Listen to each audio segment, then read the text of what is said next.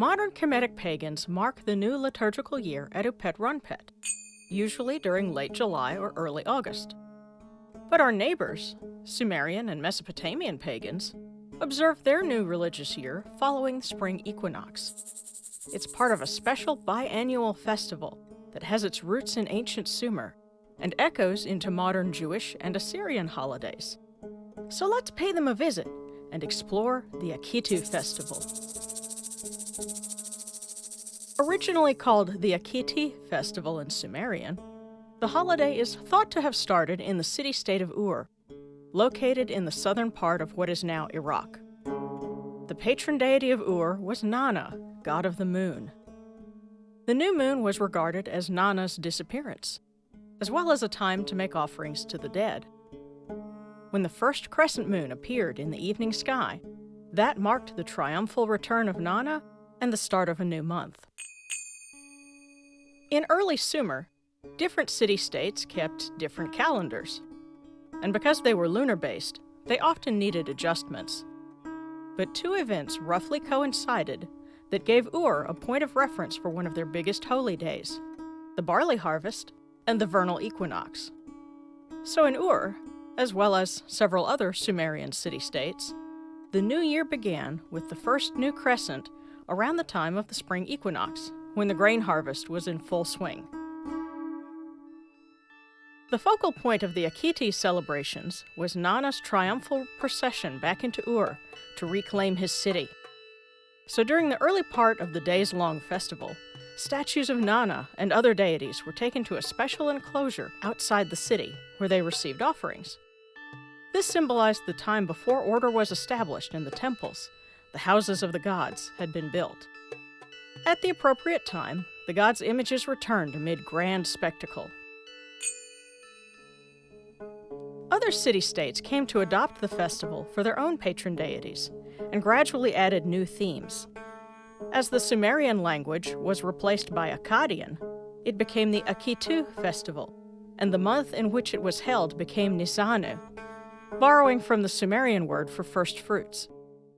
In some locales, the spring Akitu marked the occasion of a sacred marriage between the deity and his spouse, or, in some cases, between the reigning king and the goddess Inanna, who may have been represented by the queen or high priestess. By Babylonian times, the Akitu celebrated the god Marduk defeating the primeval ocean goddess Tiamat and becoming king of the gods. The epic poem Enuma Elish was recited to commemorate Marduk's victory in the creation of the world. The mortal Babylonian king had to undergo special purification rites, which included getting slapped on the face by the high priest of Marduk. If it was hard enough to cause tears, that meant the king had earned Marduk's favor. The famous Ishtar Gate, commissioned by King Nebuchadnezzar, formed part of the processional way for the Akitu Festival in Babylon. Impressive as it appears reconstructed today, in ancient times the pathway would have been even wider. We can only imagine the scale of pageantry the ancient festival would have had, with singers and drummers, marching soldiers, horse-drawn chariots, and Babylonian royalty escorting the statues of the gods. A second Akitu was observed for the fall equinox at the beginning of the 7th month. This one took on a slightly different mood, because the 7th day of the 7th month was considered unlucky. Purification rituals were considered important for the second Akitu.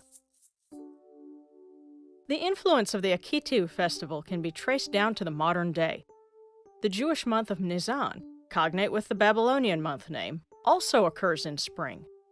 Their holiday of Pesach, or Passover, always occurs during Nisan on the full moon after the spring equinox.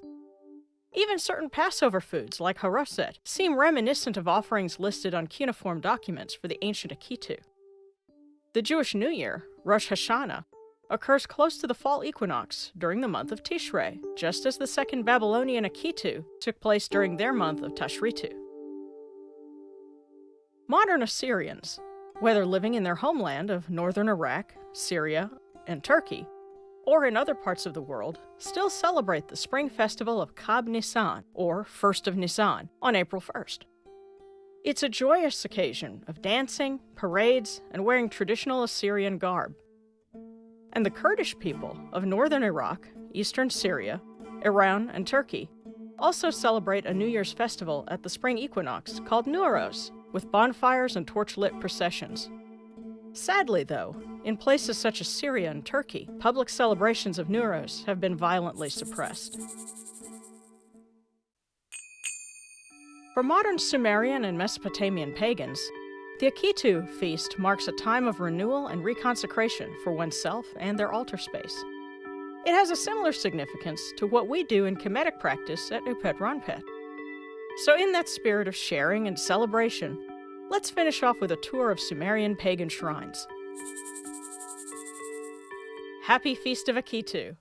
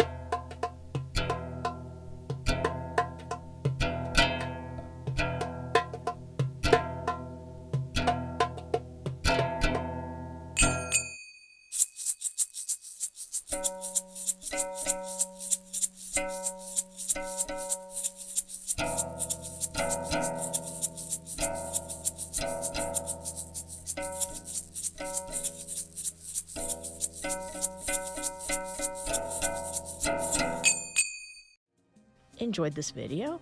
Then be sure to hit like and subscribe to the Kemetic Independent channel.